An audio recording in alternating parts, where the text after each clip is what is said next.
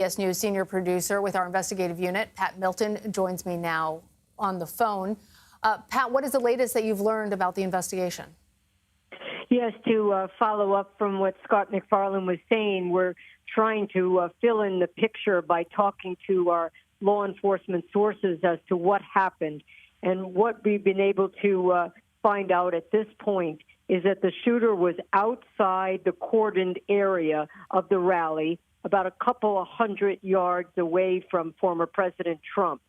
The shooter was standing on an elevated structure, possibly a shed, and the shooter was shot and killed by a member of the Secret Service counter-assault team. Pat, we saw, and some of our colleagues have reported that there is always a greater law enforcement presence than we're even aware of in events like this. And we saw snipers that were there on other rooftops. How is it possible that this shooter, and by snipers, I mean part of the security detail for the former president, how is it possible that this shooter could be on another elevated structure, even though it's outside of the security perimeter, and be undetected?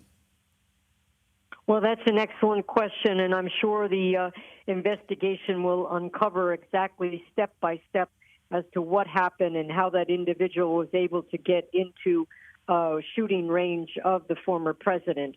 The investigation is being headed at this point by U.S. Secret Service, and they're being assisted by FBI. Of course, that could change.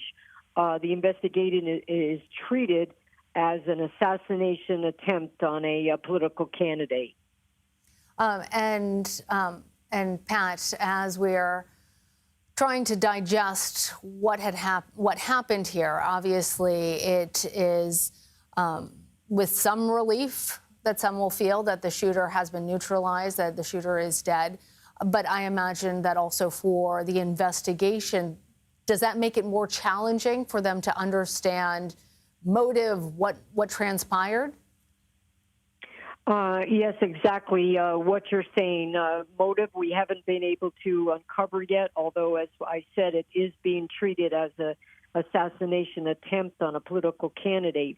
But we haven't filled in the picture yet of the shooter. We know it's a male, but we don't know where he was from or what his motivation was. We know that a rifle, an assault rifle, was found at the scene where his deceased body was. But all the investigation will be able to uncover the step-by-step and the tick-tock of what happened during this horrifying event. I had one law enforcement source say to me that former President Trump is a very lucky guy right now. All right. Senior investigative producer Pat Milton. Thank you, Pat. CBS News political correspondent Caitlin Huey-Burns is in Milwaukee for the Republican National Convention. She joins me now. So, Caitlin, the RNC is set to begin on Monday. The former president was supposed to accept the nomination in 5 days' time. Talk to us about the mood there, the security at the convention site.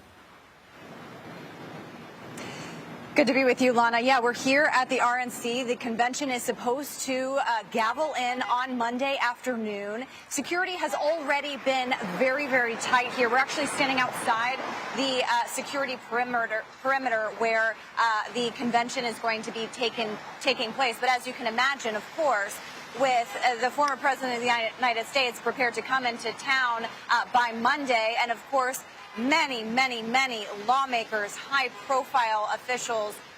An event of this magnitude requires intense security, and so we have already seen that, being put in place here in Milwaukee. But it's significant too because the former president is expected to announce his running mate, any moment now in this rally that he was holding. We were wondering if that might be kind of the news event of that time. Yeah. And it's significant, too, that we have heard from the former president as well, describing how what happened tonight. And Caitlin, you have covered numerous Trump rallies. Talk to us about the security at an event like this.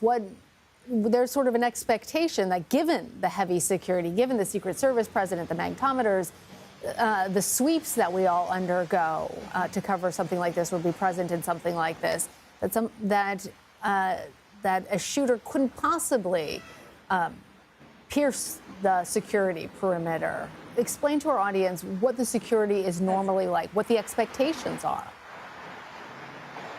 That's exactly right, Lana. And just on Tuesday, I was down in Miami at Trump's golf course covering a rally that he was having there. I have attended many Trump rallies, and I can say that, the one earlier this week was an example of how they usually are, which is very heightened security. Everyone has to go through magnetometers, as you mentioned, and also we have to get there. The press, at least, has to get there hours in advance, of course, for that security sweep that you mentioned.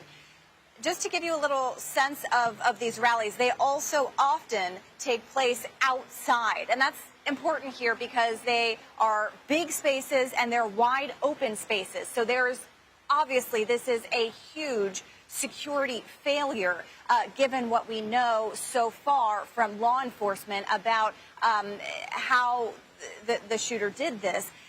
But those are kind of typical for his rallies. They take place, often in big fields or outdoor places. The one today was in a pretty remote location. Just a couple of weeks ago, I attended one also in Virginia at a very remote location. So the idea that this could happen, given the amount of security there, and also that this is the former president of the United States. He's not only the presumptive, almost, Republican nominee for president, which also would grant him high security. He is the former president, so travels with Secret Service, is often, always protected.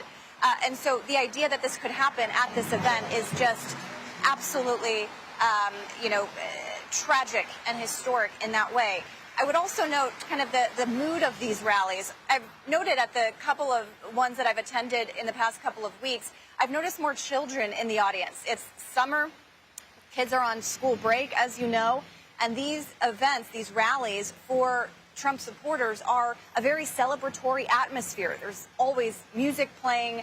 People get there hours and hours in advance, waiting often, especially lately, in the hot sun to see the former president and the person that they are supporting in this current election. So the idea that this could happen there, when a lot of people go to these to celebrate the candidate that they are supporting, especially with children in the audience, is really something to behold. Yeah, and Caitlin, as both of us are mothers, it certainly brings a different perspective, thinking about children in the audience witnessing these sorts of things.